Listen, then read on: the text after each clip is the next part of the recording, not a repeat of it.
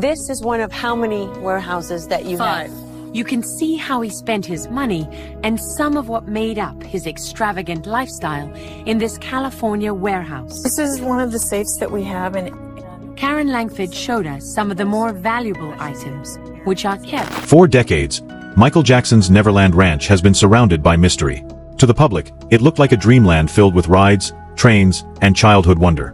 But investigators and archivists who later gained access to the property discovered something far more unsettling hidden behind the fantasy.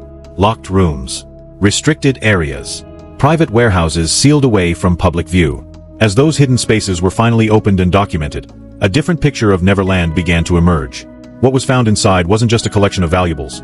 It was a deeply personal archive filled with secrets, obsessions, and traces of a life Michael Jackson kept carefully hidden from the world. Now, new claims surrounding material recovered from Neverland, including reports of DNA-linked evidence and preserved items stored inside secured vaults, have reignited questions many thought were buried years ago. Today, we're taking a closer look inside Michael Jackson's secret Neverland vault and the disturbing discoveries that continue to fuel speculation. Because Neverland was never just a home. Spread across 2,700 acres in California, the property was transformed into a private world unlike anything else on Earth, a world built to escape reality. But behind the amusement rides, movie theaters, and fantasy attractions was a hidden side of Neverland that few people were ever allowed to see. And what was discovered there may be far more disturbing than anyone expected. If you come down this way, you're gonna see the game room is right there. See where that big machine is inside? That's where I play all my games. And that's the tennis court. I'll dance with you guys. Cause I'm kind of shy. You gotta dance with me. Yeah, teach us how to do the moonwalk. Oh, you know how to do the moonwalk. I learned it from you guys. What's over there? Oh, don't stand up yet. Hold on. I'm pretty bad. Okay, don't stand up yet. It's gonna jerk. It's gonna jerk. It's gonna, one little jerk. Okay. Okay, now you can go. But don't run. Whatever you do, don't run. I'm getting a roller coaster next to go over there. And Roller coaster? Do you have a water ride? I'm gonna do that. I'm gonna build a water park on the other side of this mountain. You got a water park? No, we're going to. Michael Jackson bought Neverland for $17 million and spent years turning it into a real-life version of Peter Pan's fantasy world, a place where no one ever had to grow up. But behind the magic was something far more mysterious. From the outside, Neverland looked like a dream. Inside, it felt like a carefully controlled world filled with hidden spaces, private collections, and secrets few people ever saw. When rare images of the property surfaced, they revealed a bizarre mix of luxury and fantasy. Statues, private train stations, hidden corners, and personal items frozen in time. Every room seemed to tell a story. And the deeper people looked inside Neverland, the more questions they began to ask. Is there any rooms here or anything? There's another closet here. There's another closet? Whose office is this?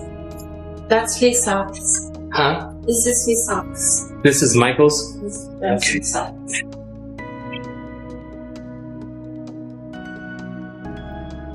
Does he have anything else as a closet or anything? It's a closet. It's not yet there. I have to go over there.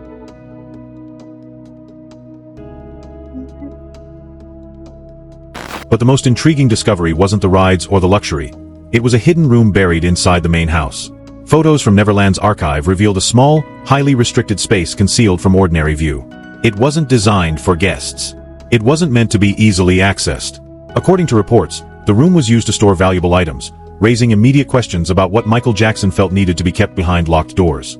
The room itself wasn't large, but its existence spoke volumes. In a property already surrounded by secrecy, this hidden space became one of the most talked about features of Neverland, fueling speculation about what may have been stored there and why it was kept so carefully hidden. This might be downstairs. Okay, I'll look downstairs. Downstairs. No. Yeah.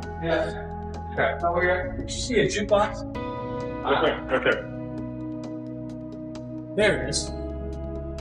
Oh, wait a minute. Well, there's also a door.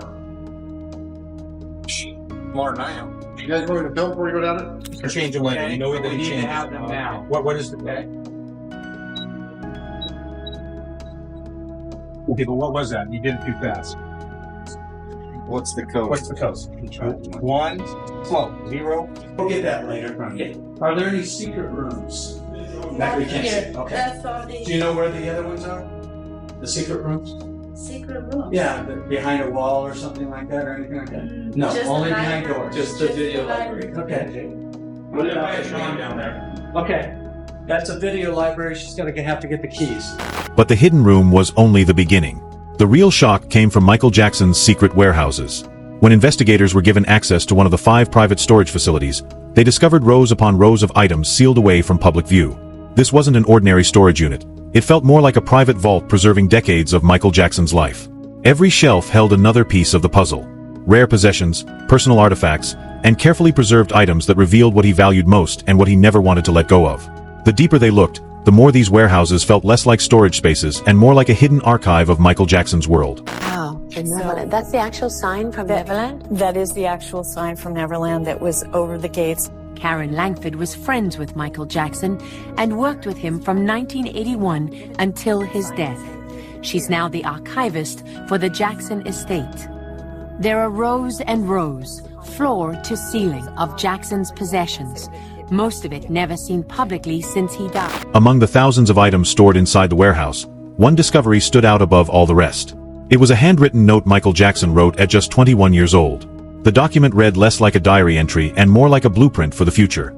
In it, Jackson described his plan to reinvent himself, become larger than life, and create a persona that would captivate the world.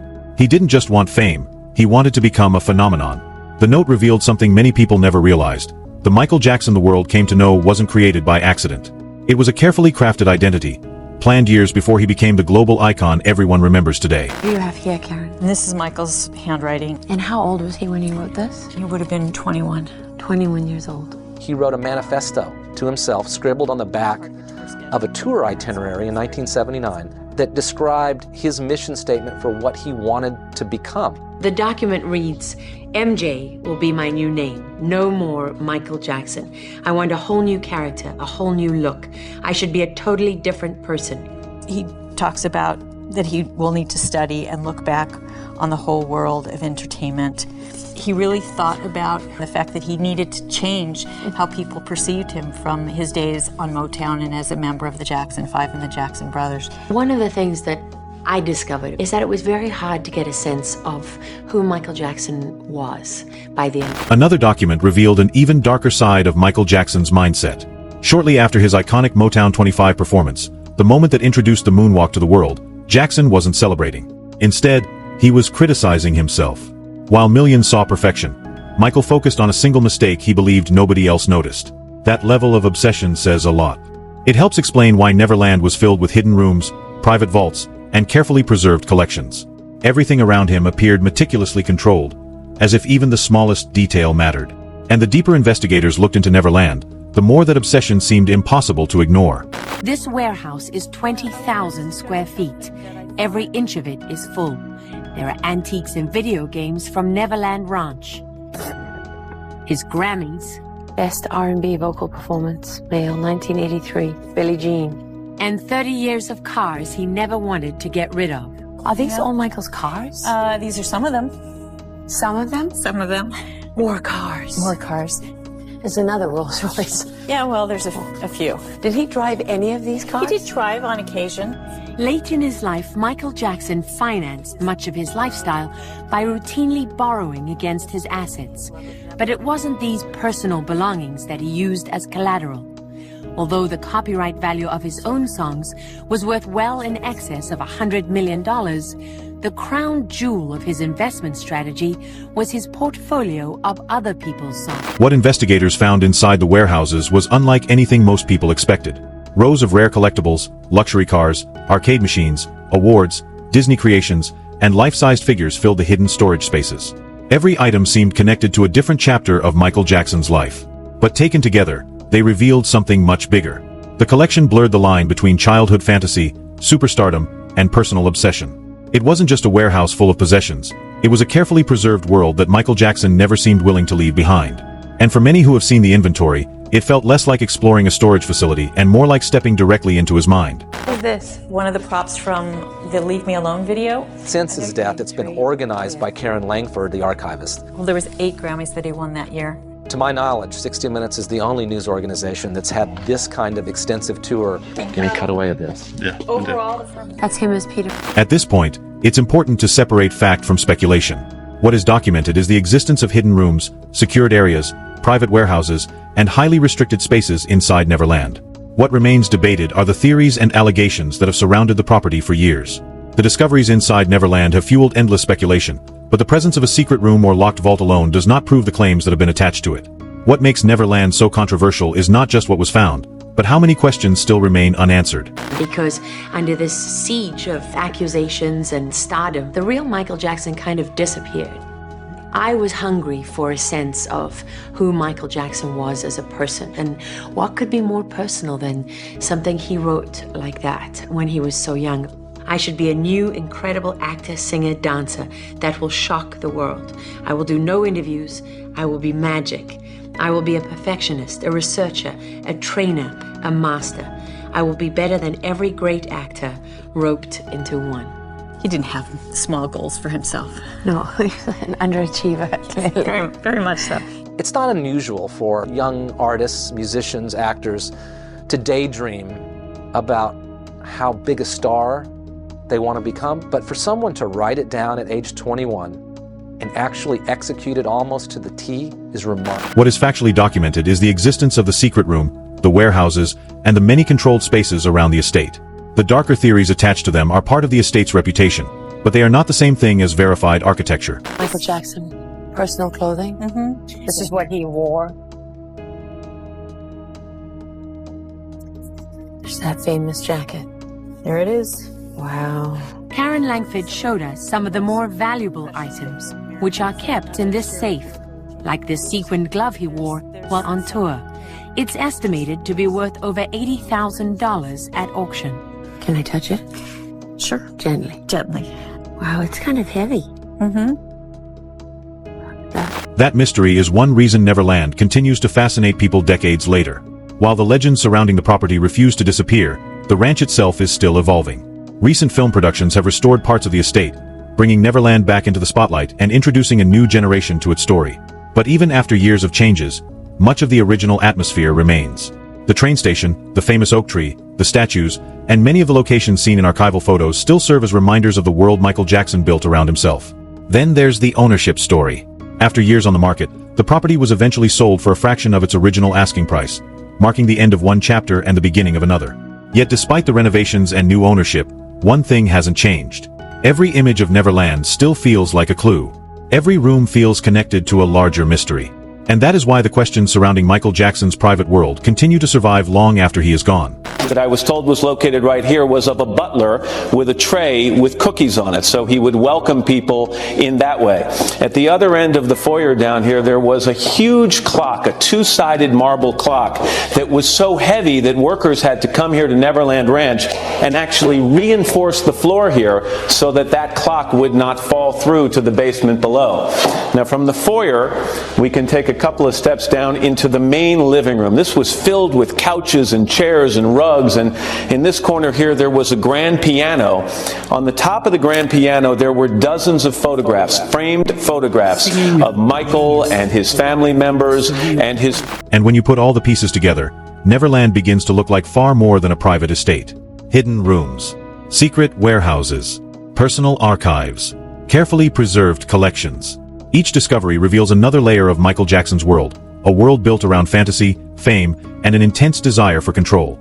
Perhaps that's why the mystery of Neverland never truly fades. The more people learn about what was hidden behind its gates, the more questions seem to emerge. Stepping into Michael Jackson's private master bedroom suite. I just want to show you on the wall a security code panel so that Michael could push this to enter this area, or anyone else who would have access to this area would push this. Michael could find out who was coming to see him. He had one of those security peepholes in the door so he could tell who was knocking or who was delivering something. You step down. Michael Jackson had a two-story bedroom. This is the main floor of it. This was the sitting area area. It had couches and chairs in here, a beautiful tile fireplace that he loved to use. Again, you don't see anything on the wall here, but you can tell by the wiring on the floor here, this was the media wall here. There was a huge flat screen TV here and a stereo system. Obviously a place that was filled with music whenever Michael was here. Let's go into the bathroom, and it's a big master bathroom. Picture it with the mirrors and the towels. They're all gone now, but over in this corner there's a beautiful bathtub, a jacuzzi bathtub that overlooked a walled-in patio area here that had a couple of fountains and pools out here. The king of pop needed a lot of clothes, and boy did he have a closet. This is a full cedar closet. All of his clothes would have been hanging here, the folded items on these shelves, and I want to show you something that is really somewhat special and interesting. If you look at these cabinets up here and then you open this cabinet here, you see another security panel, code panel here. If you push the right code on that panel, it unlocks. Now keep in mind, there would be clothing hanging here, so this would be covered. Triple locks on this wall here, and it reveals a secret section of this closet. And that is why Neverland still shocks. And that's what continues to make Neverland so unsettling. Beyond the rumors and speculation, there are still documented discoveries that raise questions. A hidden room, secured areas, private warehouses, and decades of carefully preserved possessions. What started as a fantasy playground gradually became something far more mysterious. Even today, although the property has changed hands, the shadow of Michael Jackson still seems to linger over every corner of the estate. Because Neverland was never just a home. It was a private world filled with secrets, and with every new discovery, another piece of that world comes into focus. Tell us what led to the creation of Neverland. I mean, specifically the place. There's two Neverlands. There's three. There's the Peter Pan's Neverland, there's the Neverland in Michael Jackson's mind, and then there's the physical place that you created up there that I visited you when you brought up all the inner city children. Why did you create that place? I created Neverland as a home for myself and my children, and it was created simply. It was almost as it was done subconsciously. Like I said earlier, where can I go? I mean, it's hard.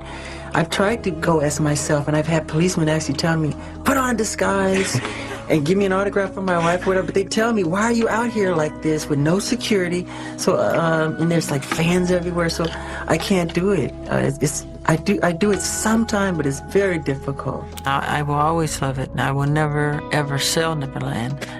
Neverland is me, you know. It represents the totality of who I am. It really does. I love Neverland. Okay, here we go on 3. Wait, don't cheat. Ready? No, but your hands gotta be inside the pocket, man. No. I'm gonna beat you. Ready? Are you ready? Wait, no. Ready? No. I'm crazy for doing this. Okay, no, you gotta stretch it. Mac, you gotta. Whoa. I'm not doing the Superman. Ready? Get set, go.